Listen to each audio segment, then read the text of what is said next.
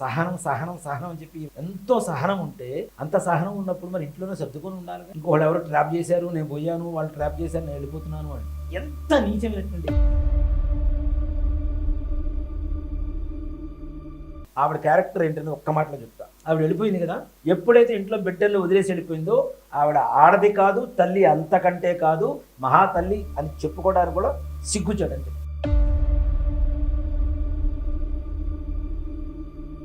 ఎంత నీచమైన తల్లి అయినా పిల్లల్ని తప్పనిసరిగా తీసుకుంటారు. గర్భంలోంచి వచ్చినటువంటి వాడు కదా, వాళ్ళ మీద ఎంత పేగు బంధం అది. ఆ పేగు బంధానికి ఎంత విలువిస్తారు ఆడవాళ్ళు.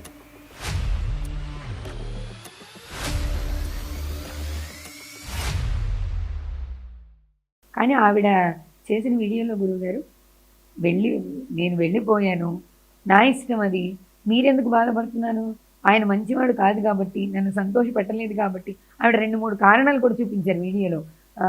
ఫ్రిడ్జ్ కొనమంటే కొనలేదు, తలనొప్పి వస్తే ట్యాబ్లెట్ తెచ్చిపెట్టడం, నీకే స్కూటర్ ఉంది కదా, నువ్వే స్కూటర్ వేసుకొని వెళ్ళి తెచ్చుకోవచ్చు కదా, నాకు స్కూటర్ నడపడం రాదన్నాడు. ఇలాంటి వాళ్ళతో ఏ స్త్రీ కాపురం చేస్తుందని ఆవిడ ప్రశ్నిస్తున్నారు. ఫ్రిడ్జ్ కొనకపోతే ఇంట్లోంచి వెళ్ళిపోతుంది, ఆ టాబ్లెట్ కొనకపోతే ఇంట్లోంచి వెళ్ళిపోతుంది, ఆ బండి మరి ఆయనకి రాదు అని చెప్తున్నారు. ఆయన క్లియర్గా చెప్తున్నప్పుడు నువ్వు బండి వేసుకొని తెచ్చుకోమని చెప్పారు. లేదు అనుకునేటువంటి బిజీ అంటే ఒకటి చెప్తున్నా, భర్త చేయవలసినటువంటి పనులు చేయాలి. కానీ నీకు అందుబాటులో అన్నీ ఉన్నప్పుడు, నీకు అర్ధరాత్రి పూట సంగీత కచేరీకి వెళ్ళి అట్నుంచి అటు వెళ్ళిపోయేంత మనుషులు అందుబాటులో ఉన్నప్పుడు ఈయన ఎందుకు చేయాలి అసలు? అవునా? అలాంటి నేను సంతోషంగా లేను కాబట్టి బయటకు వచ్చేసాను.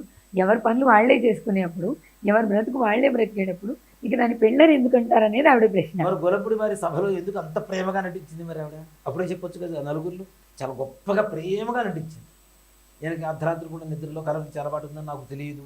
ఒకరోజు అమావాస్య, మేము మా పుట్టింటికి వెళ్తే పైన పడుకుందామన్నారు. పైన పడుకుంటే అర్ధరాత్రి పూట లేచి పెద్ద పెద్ద గుడ్లు వేసుకొని నా మొహం మీద మొహం పెట్టి ఏదో మాట్లాడుతున్నారు. నాకు భయం వేసింది, చంపకేసి చెడ్డని పీకాను, పొరపాటు చేశాను అని చెప్పి ఎట్లా చెప్పగలిగింది? నేను చూశాను ఆ వీడియో, నేను చూశాను. నేను ఎలా ఎందుకు చెప్పింది ఆవిడ? మరి అంత ప్రేమ ఎందుకు నటించింది? అంత ప్రేమ లేనప్పుడు ఎట్లా ఉన్నది? ఆయన కామాంధుడు, ఆయన కళ్ళు మా మీద పడబట్టే విడాకులు తీసుకున్నాము, అన్నగారితో విడాకులు ఇప్పించారని చెప్పింది. అది తప్పు కదా? ఆయన కాలం చేశారు కదా కదా కాలం చేసిన తర్వాతనే ఈయన వివాహం చేసుకుంది. అసలు నిజంగా ఒక మాట చెప్పాలి అంటే, 2 పిల్లలు పుట్టినటువంటి తల్లి, అన్నగారి భార్య, ఈయన గారి తల్లి ఎంత గొప్పగా ఒప్పిస్తే ఆయన భార్య వివాహం చేసుకున్నారు. ఆయనకి సంబంధాలు రావా అనుకున్న పాండిత్యానికి? ఆయన చదువుకోలేదా, లేకపోతే ఏమైనా బయట జనాలు చెప్పలేనటువంటి పరిస్థితి రావా? మరి అందులో గోదావరి జిల్లాలో పుట్టినటువంటి వాళ్ళకి నిజంగా ఒక మాట చెప్పాలంటే, ఆయన వాళ్ళలో దగ్గరలోని సంబంధాలు చేసుకుంటారు ఎక్కువగా. అక్క కూతురు, మామయ్య కూతురు, మేనత్త కూతురు, అక్కడక్కడ వాళ్ళే ఉంటారు. బీరకాయ పీచే ఉంటుంది మొత్తం. అక్కడ సంబంధాలు, బంధుత్వాలు ఎక్కువ ఉంటాయి. బయట నుంచి చేసుకునేటువంటి వాళ్ళు చాలా తక్కువ. ఒకవేళ చేసుకున్నా అక్కడ కూడా ఎక్కడో ఒక బంధుత్వం కలుస్తూనే ఉంటుంది. అంత దగ్గర సంబంధాలు ఉంటాయి. ఆయనకు సంబంధాలు రావా? నిన్నే చేసుకోవాల్సిన అవసరం ఏంటి?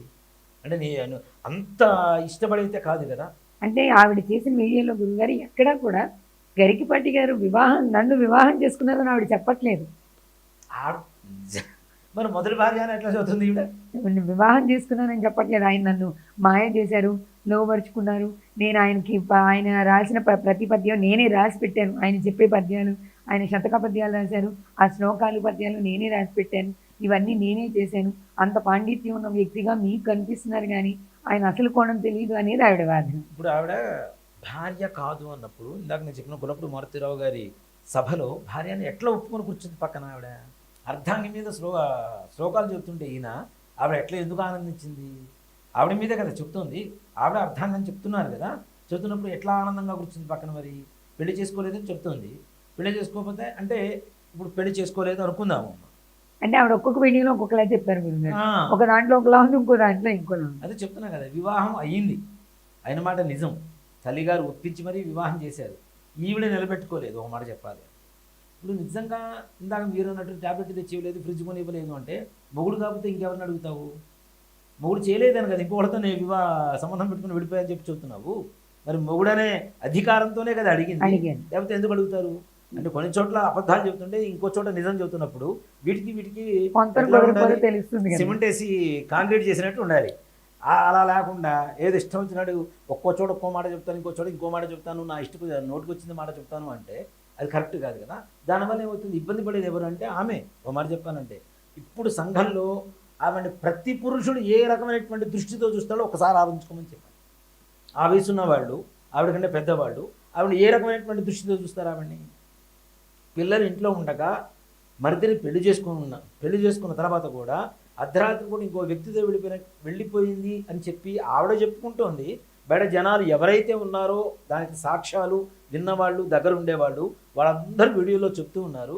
ఇవాళ రోజున మీ పరిస్థితి అంటే మిమ్మల్ని ఏ రకంగా ప్రతి పురుషుడు గుచ్చి చూస్తాడనేది ఒకసారి ఆలోచించుకోవద్దా? బయటకు వచ్చే ముందు మనం చేసిన తప్పు ఏంటో మనకు తెలుసున్నప్పుడు మనం దాన్ని కవర్ చేసుకునేలా ఉండకూడదు కదా. నిజం ఎప్పటికైనా నిగ్గు తేలాల్సింది, గ్యారెంటీ నిగ్గు తేలుతుంది, నిజం నిప్పులు అనేది కాలుతుంది. అంటే ఆవిడ వాదన ఏంటంటే గురువుగారు, హిందూ ధర్మం గురించి రకరకాలుగా చెప్తున్నారు, వివాహ వ్యవస్థ గురించి గొప్పగా చెప్తారు, ఈయనకే వివాహ వ్యవస్థ గురించి సరైన అవగాహన లేదు, అలా ఉండుంటే అన్న భార్యని ఎలా నేను అంగీకరిస్తారు? ఇక ఆలుమగల గురించి చెప్పడానికి ఏ ప్రవచనాలు అయితే ప్రపంచాన్ని మారుస్తాయని చెప్తున్నామో ఆ ప్రవచనాలు చెప్పడానికి గరికపాటి వారికి అర్హత లేదనేది ఈవిడ వాదన. ఇప్పుడు ఈవిడ అంగీకరించకుండా పెళ్లి చేసుకున్నారా? ఆయన అంగీకరించకుండా పెళ్లి చేసుకున్నారా? చేసుకోలేదుగా. మరి చేసుకున్న తర్వాత ఇద్దరు అన్యోన్యంగా ఉన్నారుగా. ఇప్పుడు వంక దొరకనమ్మ డొంక పట్టుకొని తిరిగిందని ఏదో ఇష్టం వచ్చినట్టు ఫ్రిడ్జ్ కొనలేదు, టాబ్లెట్ తెచ్చివ్వలేదు, బండి వేసుకుని నన్ను వేయడమన్నారు, అది చేశారు ఇది చేశారు. ఇంత మాత్రాన చిన్న చిన్న విషయాలకే నువ్వు దూరమైనటువంటి నీతత్వం ఎలాంటిది? ఫస్ట్ నువ్వు చెబుతున్న సిల్లీ రీజన్స్ చెప్పినవన్నీ అలానే. అంటే కలిసి కాఫీ తాగే అవకాశం లేదు, పిల్లలతో కలిసి భోజనం చేసే అవకాశం లేదు. ఆయన ఇప్పుడు ఒక మాట చెబుతానమ్మా, సంపాదించకపోతేనేమో మొగుడు వేస్ట్ అని చెప్తావు, సంపాదన కోసం తిరుగుతూ కష్టపడి నీ కుటుంబం కోసం కష్టపడుతుంటేనేమో కుటుంబాన్ని పట్టించుకోలేదని చెప్తావు. ఆయనకున్న పాండిత్యం వాటి రోజున ఇన్ని సంవత్సరాల తర్వాత దాదాపు మనకి ఒక 2010 తర్వాత ఆయన బాగా ప్రాచుర్యంలోకి వచ్చారు. అంతవరకు ఎంత మదన పడి ఉంటాడు ఆయన, ఎంత ఆలోచన చేసి ఉంటాడు, ఎంత కష్టపడి ఉంటాడు, ఎన్ని సభలు చేస్తే వాటి రోజున ఈ స్థాయిలోకి వచ్చాడు ఆయన. అవునా? ఆయన గర్వంగా చెప్పుకోవాలి అంటే ఆయన చూస్తుంటేనే ఒక రకమైనటువంటి అహంకారం మనకి వస్తుంది. ఈయన మనవాడు కదా. అవునా? ఆయన చూస్తుంటే మన ఇంట్లో సింహం ఉంటే మనం పెంచుకుంటూ ఉంటే, లేదంటే మన తండ్రి గొప్ప స్థాయిలో ఉంటే మనకి ఎంత ఆనందం వేస్తుంది, ఎంత గర్వంగా ఉంటుంది. మా నాన్నగారు ఎమ్మెల్యేరా, ఎంపీరా, సీఎం రా, పిఎం రా అని చెప్పుకుంటాం కదా. అంత చెప్పుకునేటువంటి స్థాయిలో ఆ గర్వం మనలో కూడా కలిగేసేంత గొప్పతనం ఆయన చూస్తుంటేనే కలుగుతుంటుంది, ఆయన మాట్లాడుతుంటే వింటుంటే కలుగుతుంటుంది. అలాంటి వ్యక్తిని పట్టుకొని ఇష్టం వచ్చినట్టు సిల్లీ రీజన్స్ బయటికి చెప్పి ఏ రీజన్స్ ఏవి దొరక్క, నిజంగా ఒక మాట చెప్పాలంటే మరి సహనం సహనం సహనం అని చెప్పి ఎంతో సహనం ఉంటే, అంత సహనం ఉన్నప్పుడు మరి ఇంట్లోనే సర్దుకొని ఉండాలిగా. ఇంకోళ్ళు ఎవరు ట్రాప్ చేశారు, నేను పోయాను, వాళ్ళు ట్రాప్ చేశారు, నేను వెళ్ళిపోతున్నాను అంటే ఎంత నీచమైనటువంటి. నిజంగా ఒక మాట చెప్తానమ్మా, ఆవిడ క్యారెక్టర్ ఏంటని ఒక్క మాటలో చెప్తా. ఆవిడ వెళ్ళిపోయింది కదా, వెళ్ళిపోయేటప్పుడు బిడ్డలను కూడా తీసుకొని పోయి ఉంటే వాటి రోజున మనం ఎవ్వరం నోరెత్తి మాట్లాడడానికి అవకాశం ఉండేది కాదు. ఎప్పుడైతే ఇంట్లో బిడ్డలను వదిలేసి వెళ్ళిపోయిందో ఆవిడ ఆడది కాదు, తల్లి అంతకంటే కాదు, మహాతల్లి అని చెప్పుకోవడానికి కూడా సిగ్గుచాడని చెప్పి ఒక్క మాటలో తెలిసిపోతుంది కదా.